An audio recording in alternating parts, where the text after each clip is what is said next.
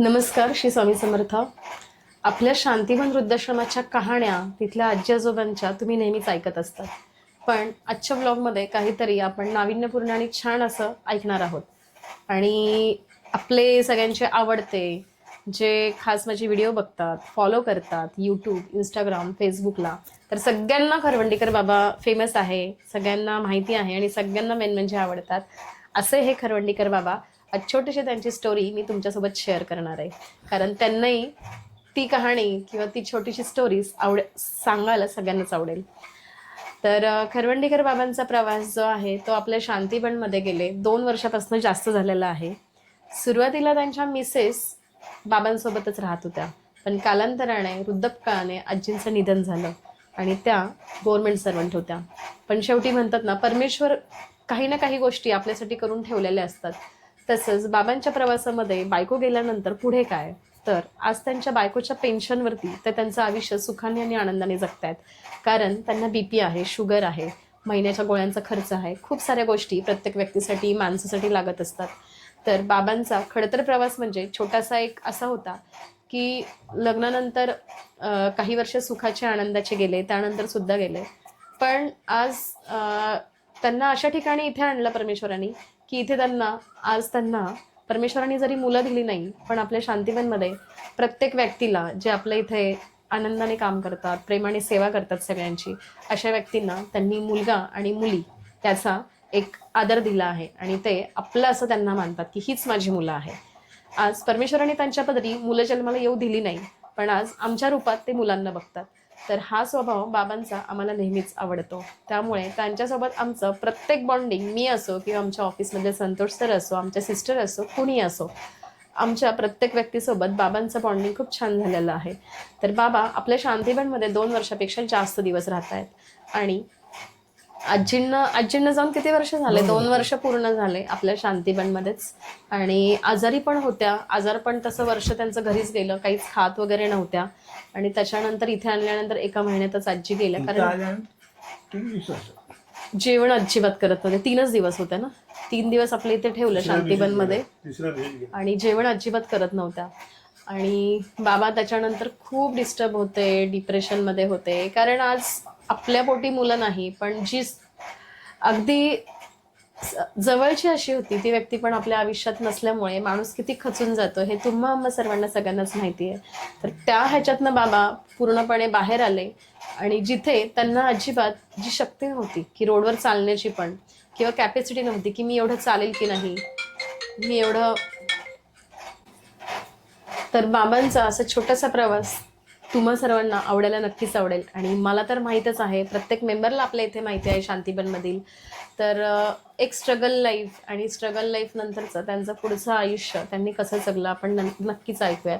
कारण इथला प्रवास त्यांचा फक्त 2 वर्षाचा होता, पण त्याच्या आधीचा प्रवास जो त्यांनी घरी आणि घराच्या सोबत म्हणजे छान असं त्यांचं कुटुंब, फॅमिली, बायकोसोबत राहताना अचानक काही गोष्टी अशा घडल्या की त्यांना इथे यावं लागलं. तर आपण तो प्रवास नक्कीच ऐकूयात. आणि खास ओळख करून द्यायचं झालं तर आज त्यांचे खास मित्र भुरके काका हे दोघं रूम पार्टनर आहे आणि आपल्या शांतीबनमध्ये बाबा पण राहत आहेत. ही त्यांची छान अशी रूम आहे, त्या रूममध्ये छान त्यांना टी व्ही आहे. ते स्वतःच दोघं जण सिरियल प्रेमी आहे, सिरियल बघणं आवडणं, अगदी टाइम टेबलप्रमाणे झोपणं, सकाळी उठणं, मॉर्निंग वॉकला जाणं, असं ह्यांचं डेली रुटीन असतं.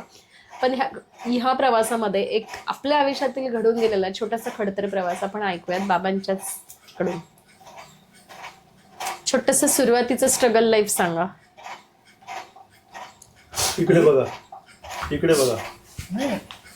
सुरुवातीचं म्हणजे थोडक्यात की बाबा माझं लग्न झालं त्याच्यानंतर मग पुढे बिझनेस तुम्ही बरेच सांगितलं मला की कोणकोणते बिझनेस केले, त्याच्यातनं मला सक्सेसफुल कोणत्या बिझनेसमध्ये मी आलं. तुमचं नाव सांगा. 74 साली नाव सांगा. नाव मी नंदकुमार खरवंडीकर. माझं 74 साली पहिलं लग्न झालं, पण ती बायको 3 महिन्यापेक्षा काही जास्ती माझ्याजवळ नव्हती. 3 महिन्यांनी तिला तिच्या घरी काही कारणाने पाठवलं होतं, ती काही परत आली नाही. म्हणजे आम्हाला तिला सोडायचा असा विचार पण नव्हता, पण त्यांनी काही सांगितलं कारण त्यांनी आम्हाला फसवलं होतं. मग त्याच्यानंतर मी जवळजवळ नाही, माझ्या भावाबरोबर कन्स्ट्रक्शन लाईनमध्ये काम करत होतो. 83 ते 91पर्यंत औरंगाबादला होतो. औरंगाबादला असताना जेव्हा आणि म्हणून काय माझ्या मावशीची माझी काकू आणि माझ्या बायकोची मावशी त्या दोघी मैत्रिणी होत्या.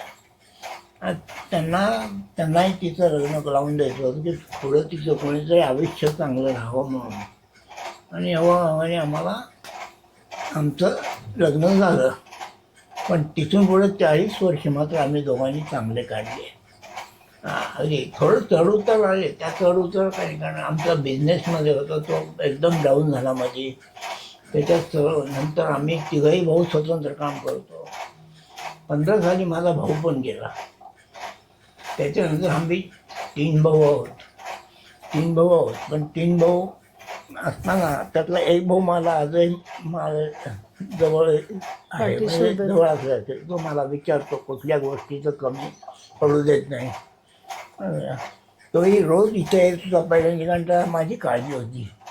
पण मी जसं इथं हे झालं नंतर मी त्या सांगितलं, मी आता आणून तू काळजी करून येऊ नको, मी आलो की तुला भेटून जाईल. त्यामुळं झालं. पण शांतीपणमध्ये आल्यानंतर फिरायला लागलो. मी चालत फिरत सुद्धा नव्हतो जास्ती. इथं हळूहळू पहिले इथपर्यंत नंतर मग 2-3 किलोमीटर चालून सकाळी उठायचो, पेपर आणायचे, हे करायचे, असं सगळं करतो. पण काय काही वेळा आयुष्यात सगळ्याच गोष्टी आपल्याला पाहिजे मनासारख्या नाही मिळत, खरंच आहे. मिळत नाही. पण योगायोगाने मला शांतीपणमध्ये जसं तू म्हटली तशी तू, संतोष सर, शीतल हे मित्र म्हणून असं सगळे भेटले. त्यामुळे माझं आत्ताचं लाईफ फार सुखर चाललं आहे. आता किरकोळ दुखणे बिकणे येतात, त्याच्यात काही म्हणजे विशेष नाही, त्याचा वयामानानं होणार. ते तर आहेच. आज फक्त माझं 84 आहे, तर 85 लागेल मला पुढल्या महिन्यात. मग आता काय बिझनेस कोणते ट्राय केले तुम्ही? म्हणजे कन्स्ट्रक्शन लाईन नंतर लॉसमध्ये गेल्यानंतर पुढचे बिझनेस कोणते केले? हां कन्स्ट्रक्शन बिझनेस नंतर पुढचे बिझनेस तुम्ही म्हणजे घरी काय काय प्रयत्न केले? तुम्ही मला एकदा वजन काटा दाखवलं होतं, मी रद्दी पण विकायचं. हो, रद्दी विकलेलं आहे. रद्दी विकलंय. लॉटरीच्या दुकानात काम केलंय. बापरे. पोस्ट अँड टेलिग्राम डिपार्टमेंटमध्ये माझ्या भाऊजाईला मी असिस्टंट म्हणून काम केलं. ती एजंट होती पोस्टाची, त्यांना मेसेंजरला राहायचा. आता मी त्यांचं एक काम करता करता त्यांनी तिच्या मैत्रिणी या सगळ्या काही मलाच काम द्यायला लागल्या. त्यामुळे मला कमीत कमी 3-4 हजार रुपये महिन्याला सुटायचे. आणि माझ्या बायकोचा पगार 1,000-1,500 रुपये होता, 1,500-2,000. नंतर 7वा वेतनानंतर पैसे चांगले मिळायला लागले. आणि पैसे मिळाले सगळं, पण काय तिचा उपभोग घ्यायला ती नाही राहिली. हे माझं खटकतं मला. कारण त्याला खरं फिरवायचं होतं मला. मी म्हटलं होतं की आता आपण तू रिटायरमेंट घेतली, आपण मस्त फिरू जाऊ, पण तिच्या तब्येतीमुळे दिवसेंदिवस आणि ते हळूहळू वाढतच गेलं तिचं दुखणं. ते इतकं गेलं की मग नंतर 2 वेळा ती घरात पडली. मला स्वतःला उचलत सुद्धा नव्हती. आजाराचं निदान काय सांगितलं? पण त्यांचं आजाराचं निदान काय सांगितलं? कशाचं आजाराचं निदान काय आजार होता? तिचा ऑक्सिजन लेवल येत नव्हती. Lungs issue. ती शेवटची ऑक्सिजन लेवल. खरं तर तिला मेंटली इफेक्टिव्ह झाली थोडीशी, पण त्यातनं ती सुधारली होती. मला आतुलवशी डॉक्टर त्यांनी ते ह्याच्यावर हे केलं होतं, त्यांनी त्यांच्यामार्फत डॉक्टर दिला होता, त्याच्यामुळे ती चांगली सुधारली. आम्ही सगळ्या आमच्या घरातल्या फंक्शनला आम्ही नीट राहतो सगळं एकदम. पण नंतर काय झालं, तिच्या हे काय नाही, तिला काही स्वतःचं म्हणजे स्वच्छता हे काहीच नाही, सगळ्यातनं ती हे झाली. त्यामुळं घरसुद्धा माझं असं तू पाहिलं होतं घर कसं धूळबिळ खात पडलेलं आहे. बाई घरामध्ये बाई म्हणून नसलं किंवा असलं ते गेलं असं 2दा. 3ऱ्यांदा पडल्यावर सकाळी त्याच्या आदल्या माझी भाऊजाई येऊन गेली होती. तिची वेणी घातली, सगळे हे केलं, तिला समजावून निशाचं आसन करून. पण तिला लक्षात आलं, तिने भावाला माझ्या सांगितलं होतं की उद्या सकाळी तिला काही करा दवाखान्यात न्या. आणि परत ती रात्री पडली खाली, बेडवर ना खाली. खाली पडली. आणि मला तिला उतरतात रस आणि असा एक त्याच्या खाली पाय गेला तिचा. तो काढताना मला कसा तरी मी ते हे केलं, उचललं आणि तिला बाहेर काढला. पण खालीच गेल्या तिला महिन्यात 1.5 महिन्यापूर्वी ही शोभा आणि पंडितच्या योगायोगाने भाऊ माझा लवकर आला. हम्म. त्याने पाहिलं म्हटलं लगेच म्हटलं आपण आता त्यांना हॉस्पिटलमध्ये जाऊन ॲडमिट केलं. आणि त्याच दिवशी दुपारी डॉक्टरने आम्हाला सांगितलं त्या राहणार नाही. पण त्याच्यानंतर त्यांनी जवळजवळ 10-12 दिवस काढले. मग डॉक्टर म्हणाले की बिल कशाला वाढवायला पाहिजे. म्हणून मग माझी भाऊजाई, दोन्ही भाऊजाई इथे येऊन चौकशी करून गेल्या. मग भाऊ म्हटला मला माझा नाईलाज यायचा नंदू, पण बघायचं कोणी तुमच्याकडं, काहीतरी व्यवस्था करायला पाहिजे म्हणून. कारण सगळेच पुतणे माझे आउट ऑफ इंडिया आहेत, इथं कोणी नाही आहेत. सगळे पैशाच्या दृष्टीने काही कोणी म्हणत नाही. पैसे ते म्हटलं पैसे देऊ केव्हाही, पण नशिबाने मला अजून तरी मागावे लागत नाही आहे. बायकोचं ATM चालू. माझी बायकोची गमतीत बोलतो. नाही, ते काय खरं ते माझ्या नशिबात होतं, ते मला ते मिळालं. मिळालं तुम्हाला. पण आहे असं द्यायचं. फक्त एवढंच सांग की शांतीबनमध्ये आल्यावर मला जगण्याची उमेद झाली. आता मला जगावंसं वाटतं जास्ती. काही गोष्टी पाहायच्या आहेत मनाने, डोळ्यांनी.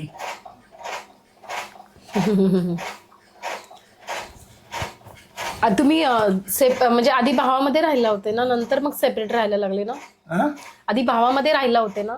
नाही, आम्ही स्वतंत्र जायचो. पहिल्यापासूनच? कारण काय झालं, आधी आमचं एकत्र कुटुंब होतं.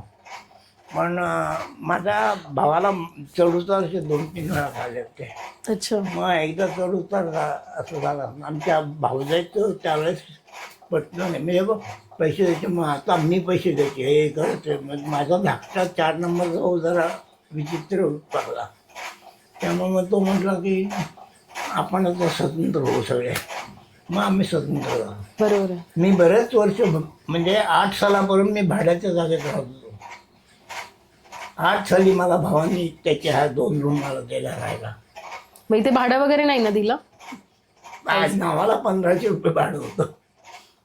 ते म्हणजे तो का म्हणला तुम्ही तिथं देता भाडं, तेवढंच भाडं मला दे. पण डिपॉझिट नाही, काही नाही. पण पैसे असं मी दिलेच पाहिजे असं काही नव्हतं, कधीही नाही. पैसे लेट झालं चालायचे, पण नाही, मी शेवटपर्यंत पैसे दिले त्याचे. आणि ते क्रेडिट मला आजही मिळतं. म्हणजे माझी भाऊजाई म्हणते त्यांनी कसं आहे, पैसे नाही, पैसे द्यायचे ते वेळेवर आणून.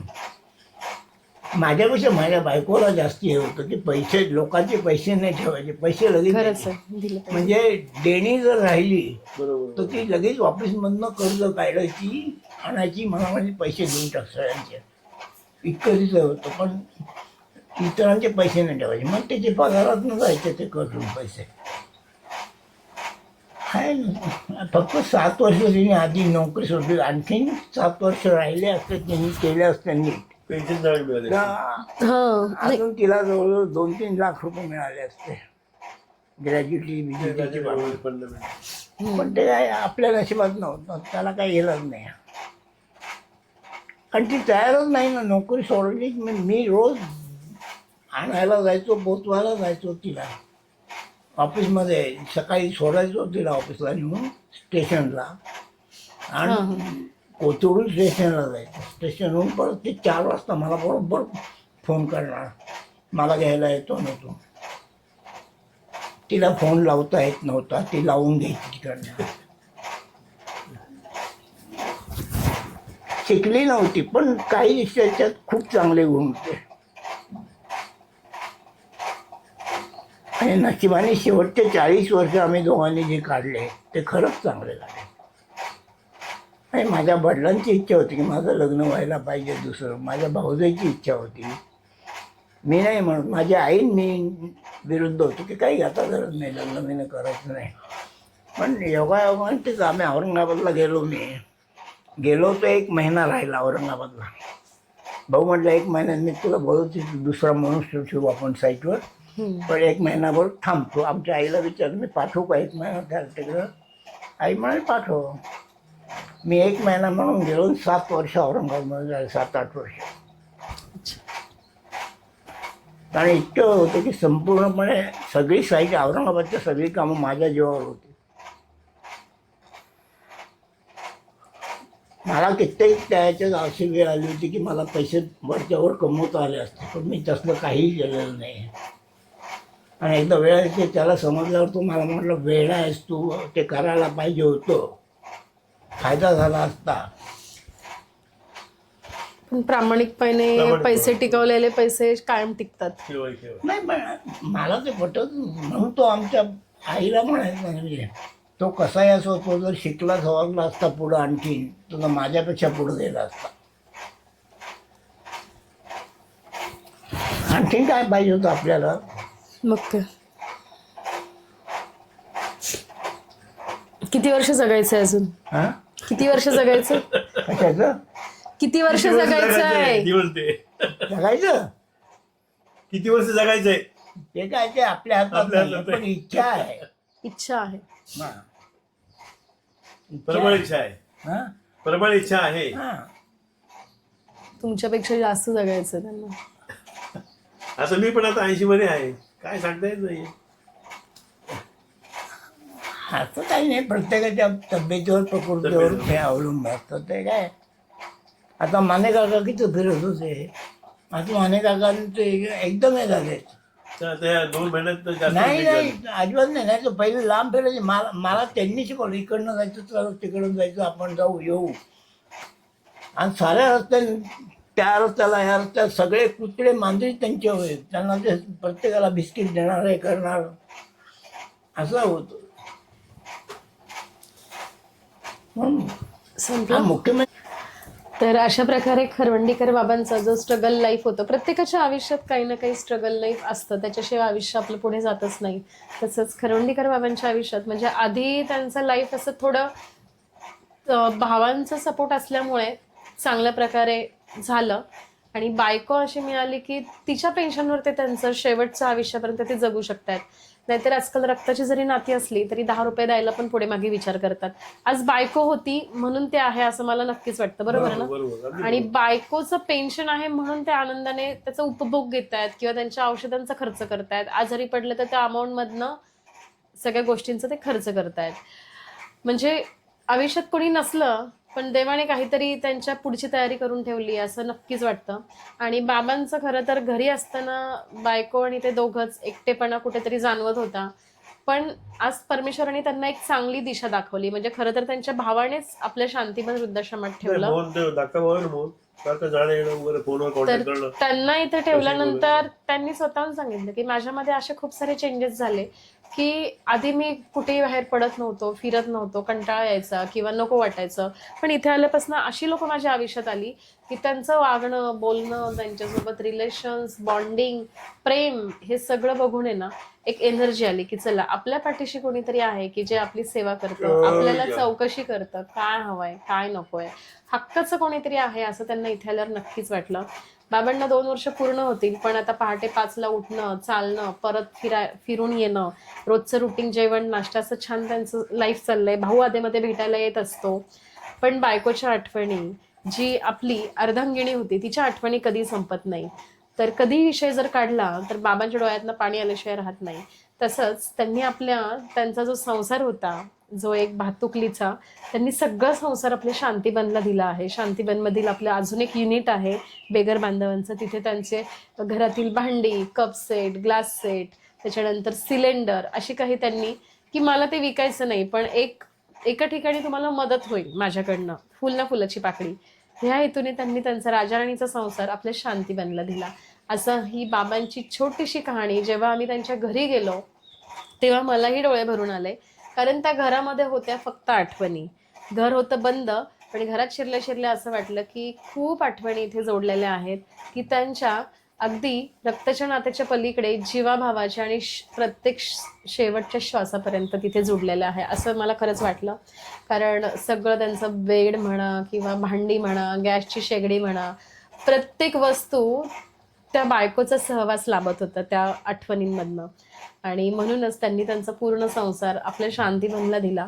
कारण त्यांना जेवढं भरून आलं असेल, म्हणजे आम्हाला पण असं खूप भरून आलं, तर आमच्यापेक्षा त्यांना तर किती जवळचं होतं ते सगळं. पण त्या घरात शिरल्या शिरल्या असं वाटलं की खूप काही सांगून जाणाऱ्या गोष्टी, खूप आठवणी तिथे होत्या बाबांच्या. आणि तो फ्लॅट होता त्यांच्या भावाने त्यांना राहायला दिला होता. तर बाबांचा संसार तिथे 40 वर्ष झाला. 1 RK फ्लॅट होता तो. मी सुद्धा गेले होते. तर तिथून मग बाबा आता गेले 2-3 वर्ष झाले आपल्या इथे आहे. आनंदाने राहत आहेत, खुश आहे, मस्त आहे. लोकांच्या बऱ्याचशा अशा वृद्धाश्रमाबद्दल निगेटिव्ह हे असतात की वृद्धाश्रम म्हणजे नको असलेली व्यक्ती, टाकून दिलेली व्यक्ती, पण असं नाही आहे. लोक आत्मसन्मानाने जगतात, आपुलकीने जगतात आणि एक सेल्फ रिस्पेक्ट स्वतःबद्दलचा असतो प्रत्येक व्यक्तीला. तसंच बाबांबद्दल आहे की स्वतःबद्दल, कारण आम्ही इथे त्यांना खूप रिस्पेक्ट देतो, मान देतो, सन्मान देतो, तेही आम्हाला तेवढाच देतात. त्यामुळे आमचं बॉन्डिंग त्यांच्यासोबत एक फॅमिली रिलेशनपेक्षा जास्त क्लोज झालं आहे. असं कधी वाटत नाही की ते आपल्या शांतीपणमध्ये राहत आहेत. असं वाटतं आमच्या जवळचा, आमच्या हृदयाच्या जवळचा तो माणूस आहे, असं नक्कीच त्यांच्याकडे बघितलं वाटतं. तेच नाही, सगळेच मेंबर. कारण स्वतःचा स्वभाव जर आपल्या सरळ वृत्तीचा ठेवला तर आपलं त्या व्यक्तीसोबत सगळ्यांचं छान बॉन्डिंग होत असतं. आणि असा हा बाबांचा खूप मोठा प्रवास आहे. त्यांनी पण भरपूर स्ट्रगल केलं आहे आयुष्यात. एखादी गोष्ट गेली किंवा एखादी गोष्ट मिळाली नाही, पण तो मिळवण्याची धडपड त्यांनी केली. म्हणून आज त्यांची मुलं नसलो, पण मुलांचं जे रिलेशन आमचं आणि त्यांचं आहे ते त्याच्याही पलीकडे आहे. कारण आजकाल आपण म्हणतो ना, रक्ताची नाती काय कामाची, आणि बरोबरच आहे. रक्ताची नाती काही कामाची नसतात. जी अचानक ओळखीतनं उत्पन्न होतात, जे बॉन्डिंग होतं, मेंटेन राहतं, तेच खरं रक्ताचं नातं आहे. कारण बाबांना काही झालं ते आम्हालाही वाईट वाटतं, आम्ही धडपड देतो, काय झालंय, काय होतंय, काय खायचं, काय नको आहे, हेच खरं नातं आहे आणि वेळेला तेच उपयोगी पडतं. तर अशा प्रकारे खरवंडीकर बाबांचा खूप मोठा प्रवास होता. तुम्हाला जर हा व्हिडिओ आवडला तर नक्की खरवंडीकर बाबांना भरपूर सारं प्रेम द्या, लाईक करा, शेअर करा, सबस्क्राईब सुद्धा करा आपला हा व्हिडिओ. काय बोलायचं? काय तर सांगणार.